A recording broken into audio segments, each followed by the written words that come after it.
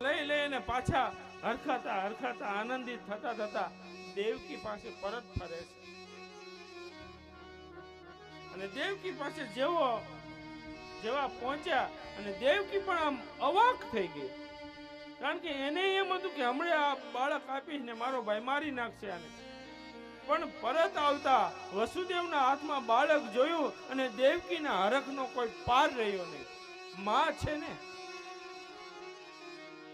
હરિએ કૃપા કરી અને કંસના ગુણગાન ગાવા લાગી કે મને તો એમ થતું તું મારો ભાઈ ક્યારે આવું ન કરે હો.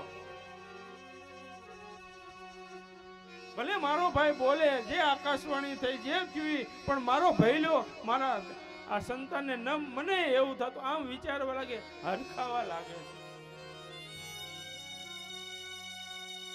પણ